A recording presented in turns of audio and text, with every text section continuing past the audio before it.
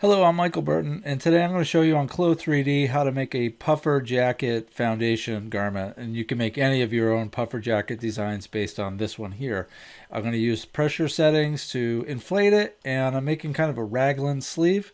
Here we go, let's jump in. I'm going to use the polygon tool to start, and I'm going to make a vest-like shape. It's going to be oversized, and I'm going to try and make this go a little bit longer than normal, just a little bit south of the crotch. I'm going to use the curve tool to shape the neckline and the armholes.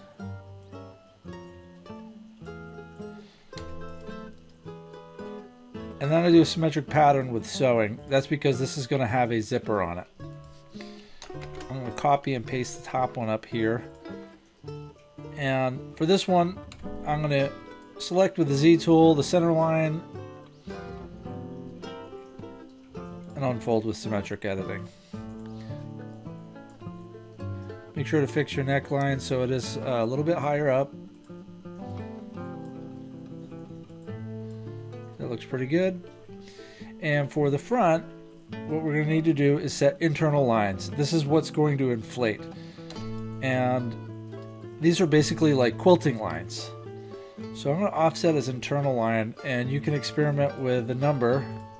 Let's do 5 of them that are 4.5 inches apart. And this looks okay, but maybe I'll do 4.75 on my particular design. And the reason is I want this one to be as close to the armhole as possible.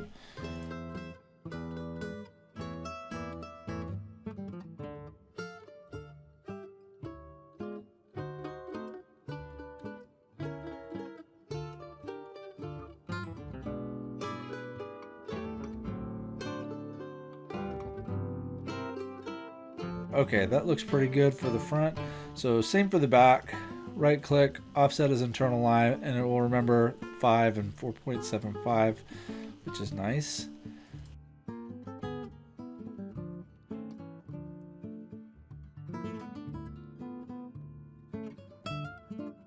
So that looks pretty good.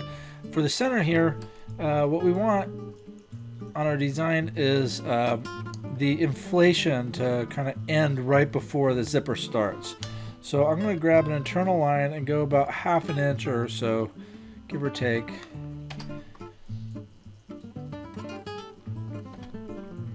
Something like that. And then I'm going to grab with the Z tool these and slide them over to that line.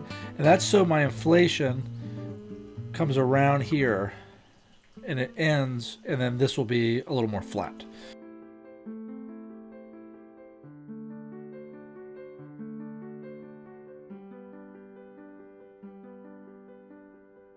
So I'm going to grab a rectangle and I'm going to make it just kind of a guesstimate right now, about that wide.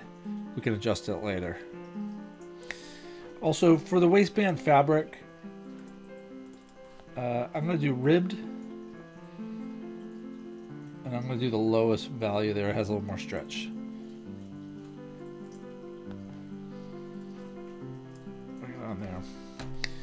Now I'm going to freeze that one to start with, just so it doesn't mess me up. And then I'm going to come over into the 3D window and arrange these. So I'm going to click the top one, right click and flip the normal, just so I don't have to mess around with rotating, and then drop it behind my avatar. Same thing for the front and back. Let's move them in a bit. Okay, that looks pretty good. Okay, now I'm going to segment sew this across the shoulders and across the side seams. Make sure this is actually frozen and simulate.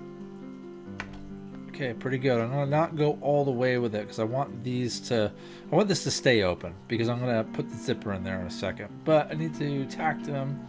So let's do a tack right here and right here.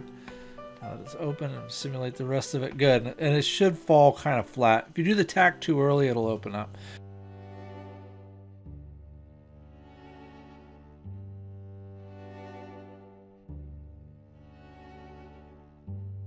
Now in the split window, I go back.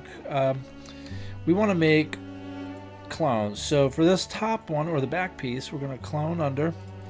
We'll move it off to the side. And what this looks like in the 3D window is that all of my internal lines and the outer seam, everything has to be sewn, right? And so you can see right now I've grabbed what I thought was the outside, but it's actually the clone under. So let's make sure that that's moved to the right location. So I'm going to click this one and move it out. So this is my top layer, this is my under layer. And you have to do that just in case, because it's easy to lose track. Okay, for this one I'm going to do the same thing. Right click, clone under. Same thing for this one, right click and clone under. You can do them all at the same time, but I like to do them one at a time just to be sure. So if I click on the one that I think is on top, it should show up bright yellow. Same here, it should show up bright yellow. Okay, that looks good. And the last thing we're going to do is for all of the top layers, you can shift select them all. Come down over here to pressure, and let's give them a pressure of positive 20. Then all of our pieces for the back or the under layer are negative 20. They should always be the same value for this to work. And now let's hit simulate, and it puffs up. And you can see automatically that, yeah, this kind of has this funny shape, and that's why we're going to have the waistband in there. That's going to take care of it, and everything's sealed off pretty good.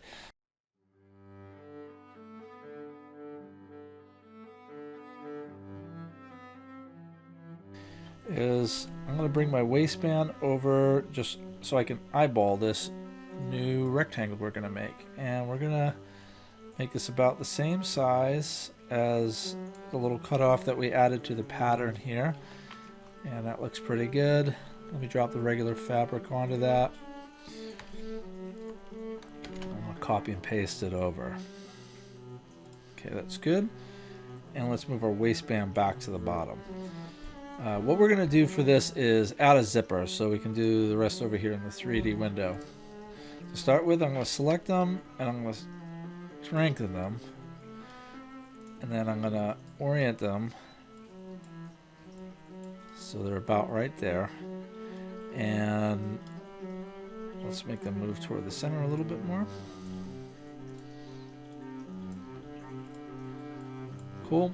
And then last thing we need to do is bring the waistband into position, and I'm going to hit Shift F.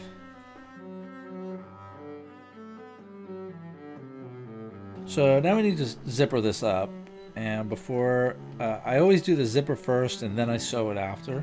So grab your zipper tool, and the reason I don't sew it is it just always wants to like follow some weird sewing line.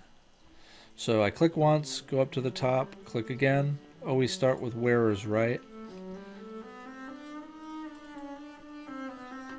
Click again. Cool. Now let's use the M&N sewing tool. Come up here, grab the M&N free sewing tool, and I just hover so I'm like, okay, I know what side it's on there. That helps me in the 2D window. So I'm gonna start here, click again, then hit enter, and this will do the end segment, and then I'm sewn across that. And you can see how it says click to begin M free sewing, so I know I'm right at the beginning again. Hit enter, and then it says click to begin N free sewing, thus the M and N designation. Okay, that looks pretty good. Hit enter to finish that sewing, and now everything should be together. Again, I'm going to use the M&N sewing tool. Let's just go 2D window on this one. Click once, go across the entire waistband, hit enter, and let's make that waistband go from here across, and I just know that this is the orientation of my pattern.